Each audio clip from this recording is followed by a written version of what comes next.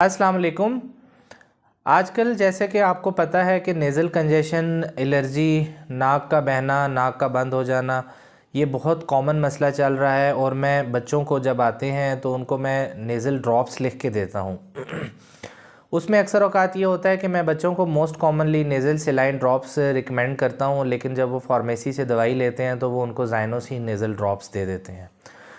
तो ये बहुत आज की इम्पॉर्टेंट वीडियो है। इन दोनों का फ़र्क आपको समझने की बहुत ज़्यादा ज़रूरत है कि दोनों में क्या फ़र्क है और दोनों किन चीज़ों के लिए इस्तेमाल किए जाते हैं। देखने में दोनों कतरे हैं, दोनों नाक के लिए इस्तेमाल किए जाते हैं, लेकिन दोनों में बहुत ज़्यादा फ़र्क है। तो आज की इस वीडियो में हम इन दोनों ड्रॉप्स के बारे में तफसील से बात करेंगे। देखें, जब अब बच्चे का नाक बंद होता है तो उसमें हम मोस्ट कॉमनली नेज़ल सेलाइन ड्रॉप्स इस्तेमाल करते हैं। जो नेज़ल सेलाइन या नॉर सेलाइन पी ड्रॉप्स होते हैं, ये जस्ट एक पानी होता है, इनके अंदर नॉर्मल सेलाइन होता है, ये नॉन मेडिकेटेड होते हैं।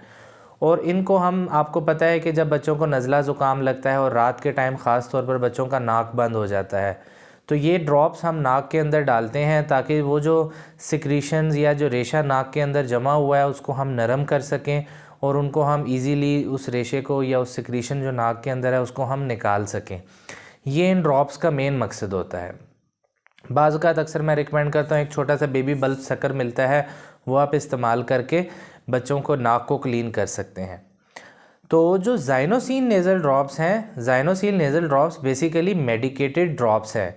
इसके अंदर ज़ाइलोमेटाज़ोलिन होती है, इसका जो फार्मूला होता है, और ये बेसिकली इसका मेन मकसद एलर्जी के अंदर या नेज़ल रेनाइटिस या नेज़ल कंजेशन के अंदर इस्तेमाल होता है। यानी कि एक इसके अंदर मेडिकेटेड ड्रॉप्स होते हैं और 2 साल से कम उम्र बच्चों में ये हम बहुत एहतियात से इस्तेमाल करते हैं और 3 माह से कम उम्र बच्चों में इसका हरगिज़ इस्तेमाल नहीं किया जाता।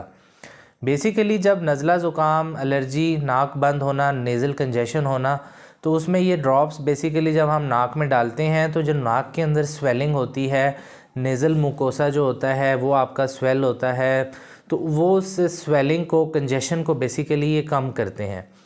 अब दूसरी एहतियात इन ड्रॉप्स के अंदर ये होती है कि ये इन ड्रॉप्स को 3-4 दिन से ज़्यादा मुसलसल इस्तेमाल नहीं करना।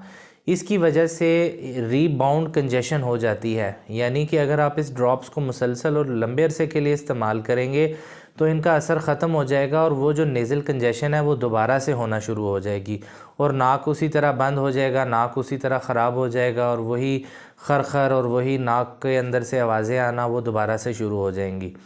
तो ये बहुत छोटे बच्चों में ये ड्रॉप्स बिल्कुल रिकमेंडेड नहीं होते, ये मेडिकेटेड ड्रॉप्स होते हैं। और जो इसी में ज़ाइनोसिन नेज़ल स्प्रे मिलता है, वो अगर बच्चों के अंदर जब ब्लीडिंग होती है, नाक में से खून आना, उसके अंदर ये स्प्रे इस्तेमाल किया जाता है ताकि जो वेसल्स हैं उनकी कंस्ट्रिक्शन होती है और ये खून बंद करने में, खून को रोकने में मदद करते हैं। तो उम्मीद है कि आपको इन दोनों का फ़र्क समझ आ गया होगा।